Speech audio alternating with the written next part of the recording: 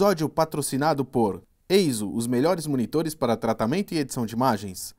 Adobe, revolucionando a forma como o mundo interage com ideias e informações. Mako, equipamentos para estúdios fotográficos profissionais. E Photoshop Conference, inscreva-se no maior evento de Photoshop da América Latina. Olá, sejam bem-vindos a mais um PhotoPro TV, trazido até vocês pelo grupo PhotoPro e Photoshop Conference. Eu sou Juscelino Pacheco e hoje estarei então mostrando a segunda parte da fusão de letras que estive mostrando no podcast anterior. Sem mais demora, vamos lá. Então, no nosso último podcast, nós chegamos até esse resultado aqui, né? Nós fizemos a seleção, colocamos algumas fontes e conseguimos então com a máscara de opacidade criar esse efeito que vocês estão vendo aqui sobre a imagem. Agora, nesse passo seguinte, nós iremos criar um brush para fazer uma composição de letras sobre essa foto. Então, o que eu faço? Aqui no layer de cima, eu conservei então as fontes originais, ou seja, vocês viram lá que no podcast anterior, toda vez que eu copiava as fontes para criar distorção, eu conservava a original, certo? Para que eu conservei essa original? Aqui então, lá, eu tenho esse grupo de fontes originais, eu vou usar esse grupo para criar um brush. Então, o que eu faço para transformar isso aqui num brush? Primeiro, eu seleciono todo esse objeto aqui, olha, todo esse grupo de fontes, né? Lembre-se que essas fontes, elas não estão ativas, são umas fontes já rasterizadas, ok? Aí eu entro aqui em Edit e converto isso aqui em um brush, certo? Coloco aqui um nome para essas fontes, para esse brush, certo? Em seguida, eu posso até apagar essa informação. Eu ativo aqui o pincelzinho brush. E se eu entrar aqui na minha biblioteca, eu vou perceber que esse brush que eu salvei vai ser o último aqui. Então, quando eu começo a pintar lá, vamos colocar aqui a cor preta lá, eu consigo então pintar, né, com esse brush, com o preenchimento que está aqui no meu foreground. Mas essas fontes ainda estão de forma muito simétrica, então para mim poder mexer nessa situação, ou seja, deixar esse pincel mais dinâmico, eu entro aqui então nessa pastinha logo aqui em cima, olha, que é uma pastinha dos brushes, eu vou entrar aqui na edição dos brushes, entro aqui nessa primeira parte aqui dos brushes, onde está Shape Types, onde está Brush Types, e posso aumentar o espaçamento um pouco aqui dos elementos. Olha lá, quando eu faço, aumento o slider aqui, nota que as letras também se afastam aqui nos brushes. Eu posso entrar também em Shape Dynamics e colocar, por exemplo, ângulos diferentes. Olha lá. Posso fazer o Scattering, fazendo com que eles fiquem um pouco mais acima, um pouco mais abaixo, criando essa confusão aqui. Então, olha lá, testando aqui o meu brush sobre o meu documento, vou diminuir um pouquinho, olha lá, perceba então, olha lá, que quando eu passo o pincel eu consigo uma sequência bem bagunçada. Algumas letras, algum grupo de letras ficam menores e outras ficam maiores, conseguindo então criar uma textura, né, de letras sobre o meu documento. Já está ficando interessante, não é? Eu volto já.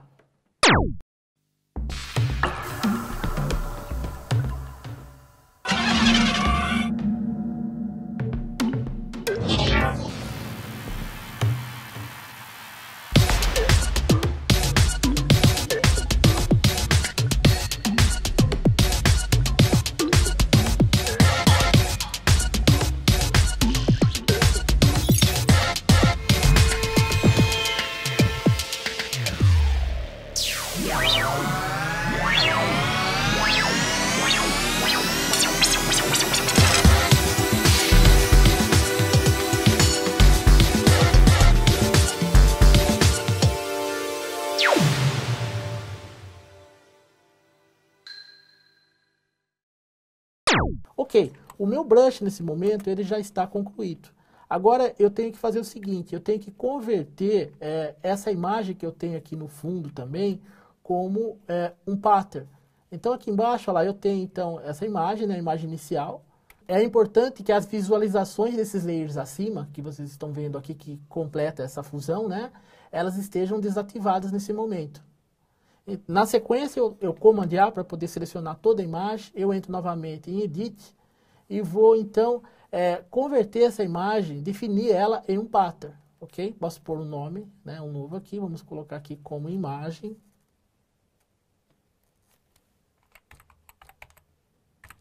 Certo? E feito isso, vocês vão perceber que então isso aqui já vai estar salvo lá no meu painel de patterns. A ferramenta que eu vou utilizar agora é uma ferramenta diferente, ou seja, a ferramenta Pattern Stamp. É a ferramenta que está aqui logo abaixo do Clone Stamp, ok? Esse que tem esse quadriculado aqui do lado. Então, aciono essa ferramenta, ok? Quando eu venho aqui, olha, no meu painelzinho aqui em cima, onde eu tenho acesso, então, à biblioteca dos patos, eu vou encontrar logo a minha imagem aqui, certo? O meu pincel, então, que é o pincel que é feito com essas letras, ela está carregada com a informação do pátrio que eu salvei. Então, o que acontece? Se eu tivesse aqui um fundo preto, vamos preencher aqui com preto, ok? Eu vou abrir aqui um layer acima. E quando eu começo a pintar com esse pincel de letras, olha o que acontece. A informação da minha imagem, ela começa a ser carimbada sobre o meu documento, mas com a informação do pincel das letras que eu fiz, ok? Então isso fica muito interessante, porque eu posso, por exemplo, agora, vamos deletar aqui e vamos estar diminuindo um pouco o pincel.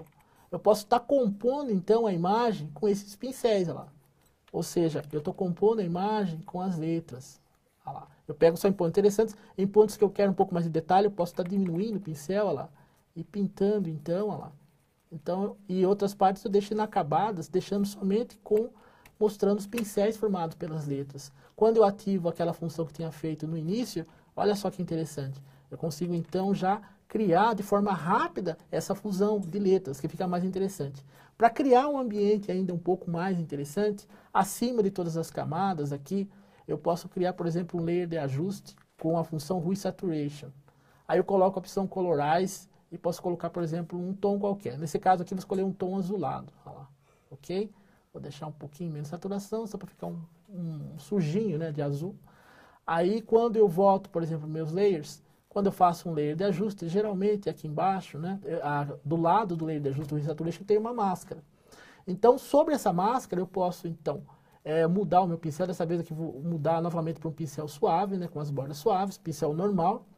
E eu pinto, então, sobre a face da moça, para pegar somente algumas áreas que eu quero que volte a serem coloridas novamente.